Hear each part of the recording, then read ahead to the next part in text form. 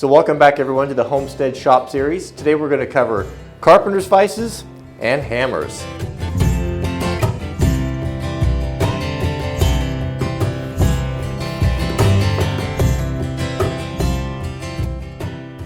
So this morning I set about going through all of my shops and gathering together all of the hammers that I have. And I'm surprised. Actually, I guessed in previous videos that how many hammers I had. I speculated 24.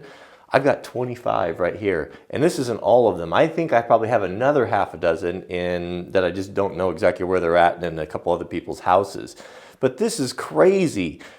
So here's what I'm going to do with all tools. So we're going to go category by category.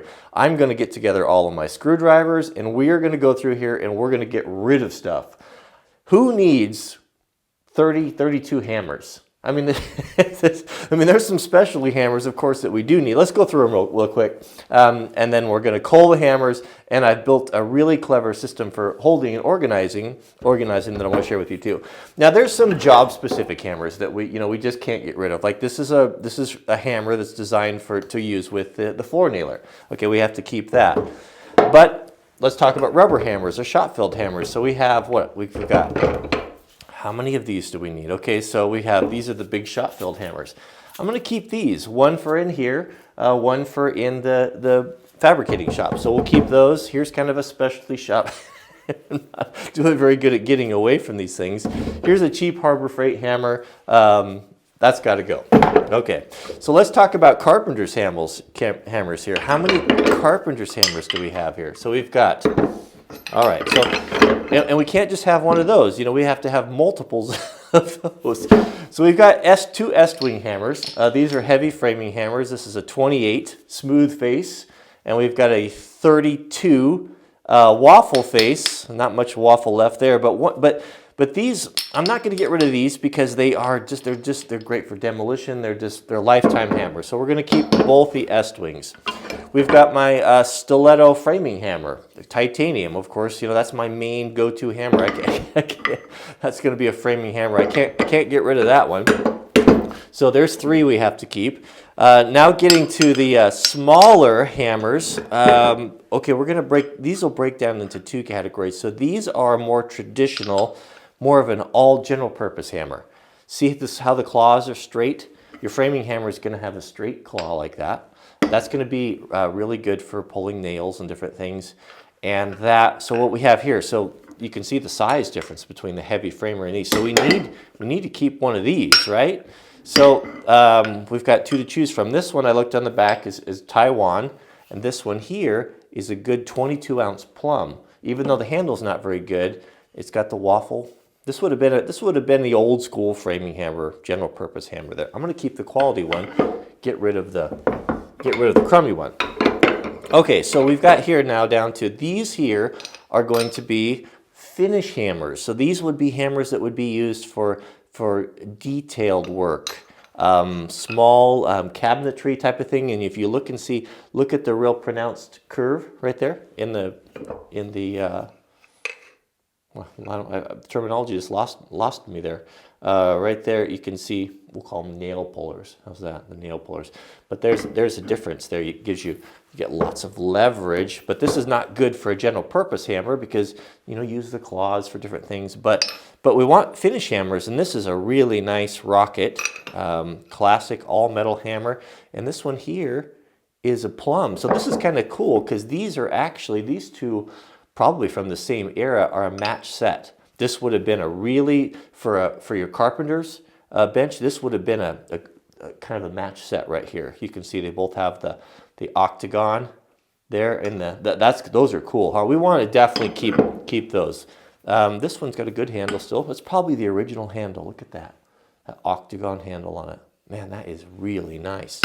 And we're going to keep the Rocket. And that will be a really good hammer to put inside the house. Mrs. W, she likes to have a little tool kit, kind of a little thing that she can hang pictures and things. So that would be a great hammer for her. Okay, so these are keepers. Ugh, these are not keepers over there. Okay, now let's talk about, we got a couple woodworking hammers here. So this is a Stanley hammer that I purchased. I like this because it has a soft face on it. That's kind of convenient. This is my go-to hammer. This is, I love this one. This was made for me by a subscriber. Look at that, it's got the leather on it. Leather on it, so it has a nice soft touch when you don't want to mar things. I have loved. These are going to get kept, of course. Okay, so we're going down to, okay, let's look at ball peens. Ball peen hammer. So here's a heavy shot-filled snap-on hammer. Of course, we're going to keep that one. But we've got mini ball peen hammers here, 3. Got 3 ball peens, right? Okay. So these, we're going to compare these. These 2 little ones, and this is a medium one here. Now this one here has a, the face is not too good on it anymore. It's pretty well beat up, and yeah, it could be fixed. And we're going to get rid of that. We can't keep everything. But these 2 little ball peens here are pretty nice. So I'm going to keep 2 of these. One for my metal fabricating shop, one for in here, because I'll have a small little anvil in here for a little detail work. So we'll keep those there. Okay, so now we have this hammer here. This is my Swedish blacksmithing hammer. That's specific. We're gonna keep that one. Here is a small hammer that needs a new handle. This is a soft filing hammer with a set tooth on the back. We're gonna keep that one. That's a specialty hammer. This is a hammer. This is a roofing hammer. A hammer right there. This belonged to my grandfather. See, you know how he painted. He always painted his tools with the red on them, and his axes, so that he always knew which ones are his. And I know this is a roofing hammer. You can see the tar on there. He probably used that for putting his roof on. And then this is adjustable, I believe, for making shingles. So that's Granddad's. Of course, we're gonna get to keep that one there. Got an auto body hammer here. I'm gonna keep that one. That'll be out in the shop. And then we've got 2 medium heavy sledges. These are both snap-on, I believe. They need new handles. I'm going to definitely keep these. Probably not in here, but it's nice to have 2 hammers like that. And then we've got this hammer here. This was in my granddad's things. I don't know what this is. A strange hammer, a square head on it. I'm going to keep that because that was Granddad's.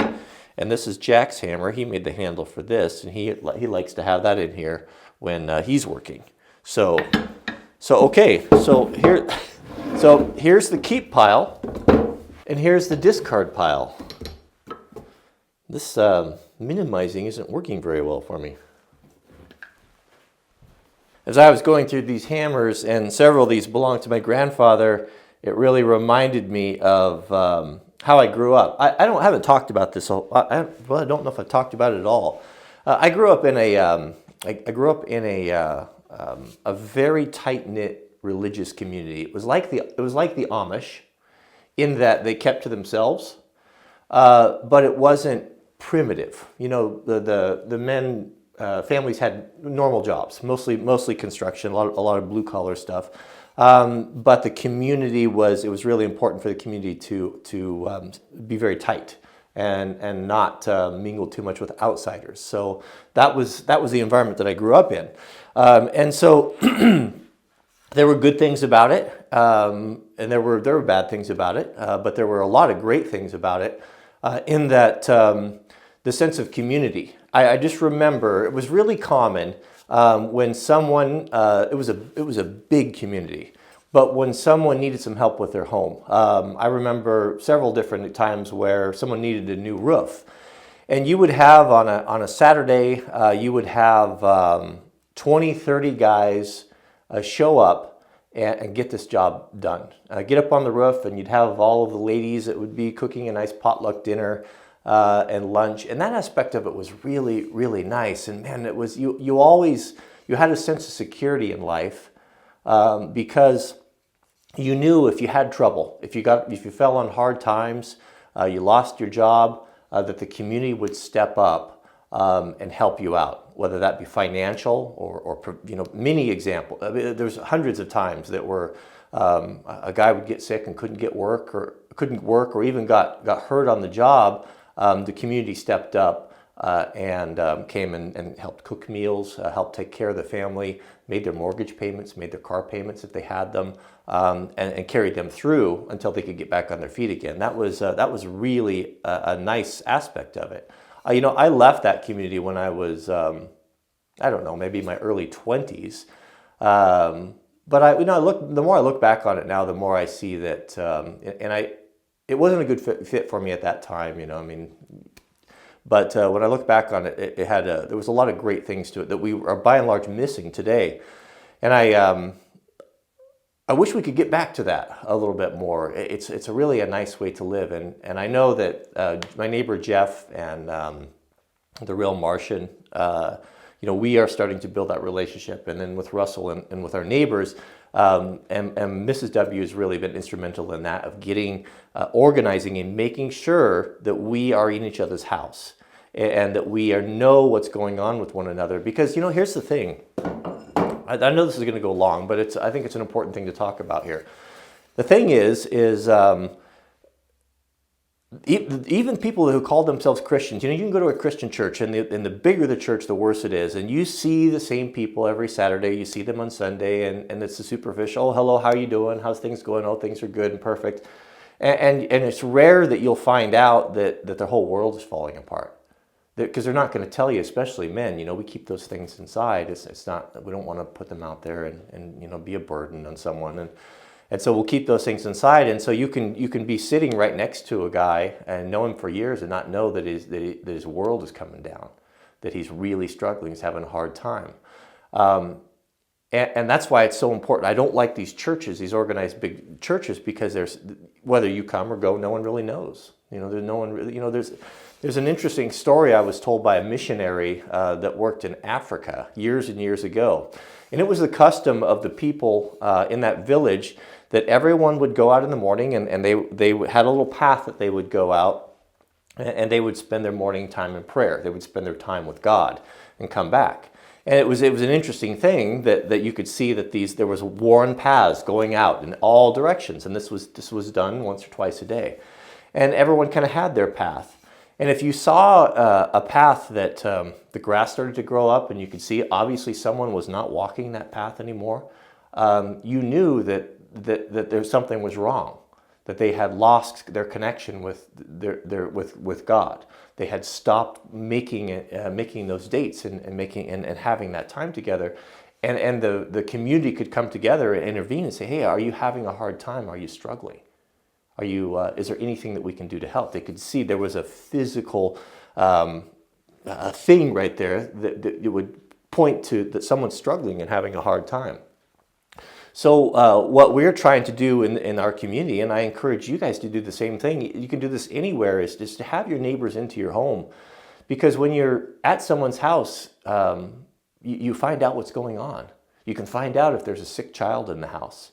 You can find out because just things come easier, and it's easier to open your heart up when you're in your own home. You have that security that maybe they're having financial trouble, or their roof is leaking and they need some help like that, for things like that. So I'd like to see us get back to that. I don't know why we can't. Why we don't all need to be little islands and put up fences and not know our neighbors. But anyway, so let's get to the hammer rack.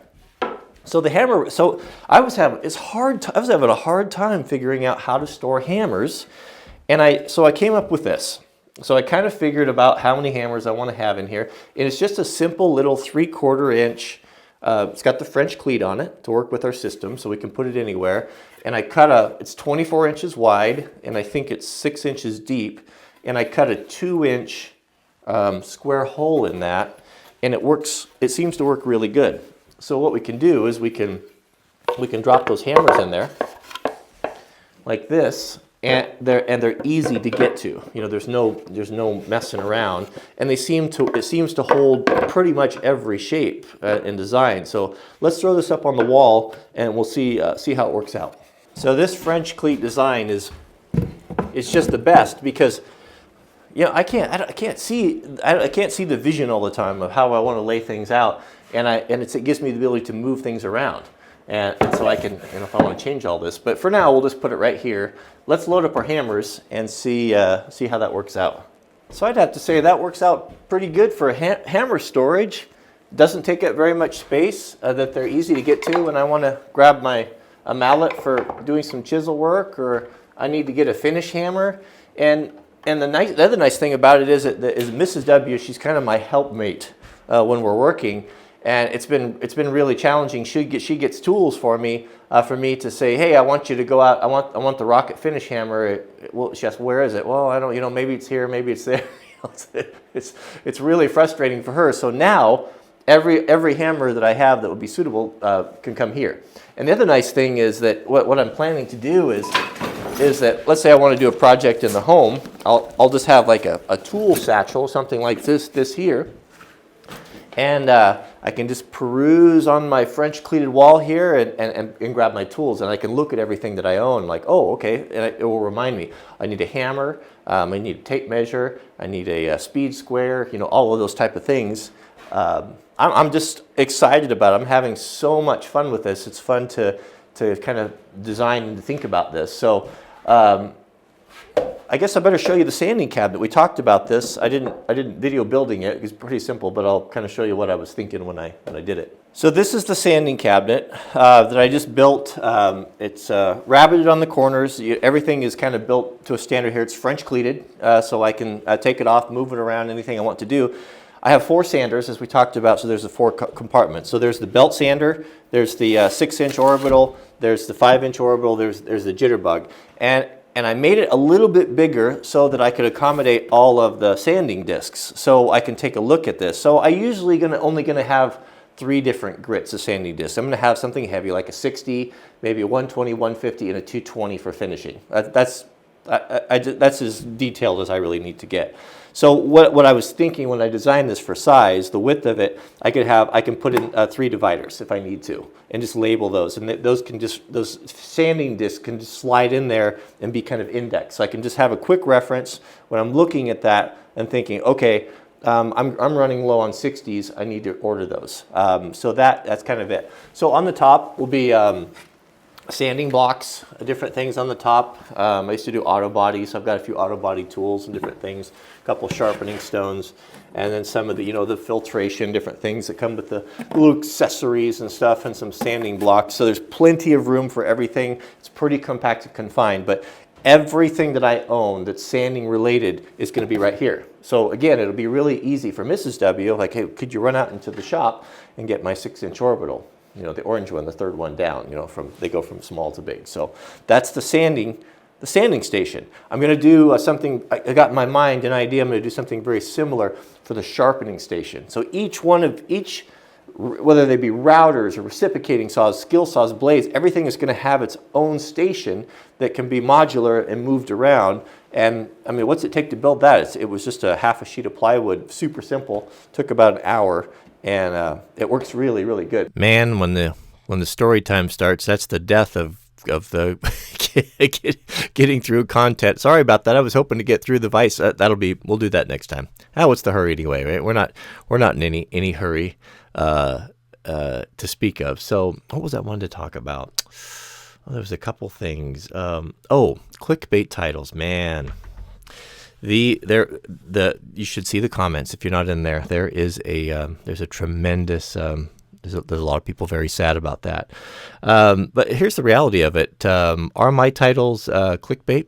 Yeah, absolutely they are. They are. I have fun with them. I try to keep them reasonably close to what's going on in the video. But here's the deal. So YouTube is they have an algorithm, and that it favors certain types of titles, thumbnails, that sort of thing, over others. And I want my videos to be watched by as many people as possible. Of course, that's what we do. When we do something, or whether we want to be, if you're an actor, you want people to come to your play. If you are an artist, you want people to come and see your work. Or if you build a house, you want lots of people to come and be prospective buyers of it. That's the way that we way we operate. And I'm no different. I want as many people as possible to see the videos. And I don't set the rules for the algorithm, but I have to play by the rules because I upload my videos to the YouTube website. So I have to title videos in a certain way if I want them to get exposure. And I have experimented. I've been doing this a long time, coming up on almost 8 years. I've experimented with lots and lots of things. I've I've done a couple thousand videos, and I can tell you it makes a big difference. So if you don't like the titles, and I mean, I don't really understand it. I think it's funny to me. I mean, it's become to the point where now where I even make them worse because I got a mean streak. I like to troll people because people just get so bent out of shape. But I guess I would say to them, if your world is so small that you get so hurt and you get so angry, and I mean, you wouldn't believe the comments, how hateful they are over a silly YouTube video put up by a guy that you don't have to pay for anything. I think, you get some perspective, because man, there's bigger problems in life than to sit down and write a 4 and 5 paragraph personal letter to me, a hateful letter about how angry you are about the way I titled the YouTube video. And to be honest with you, I mean, you can save the letters. I don't really care. I have to operate inside the algorithm and have fun with it. So save it. It doesn't bother me. I'm sorry that it bothers you, but if that's a big impediment for you, I think the solution is quite simple. Unsubscribe for the channel. There's lots of great content out there. You don't have to watch my stuff. That's what I'd recommend you do. If it's really making you miserable, if it's really making or diminishing the quality of your life, then I don't know what else to say to you. Maybe it's time to move on. I'll leave it with that. But hate to be negative, but it's whole thing is hilarious. All right. Well, thanks for watching, and we'll do the full Vice install on the next video. Thanks for watching.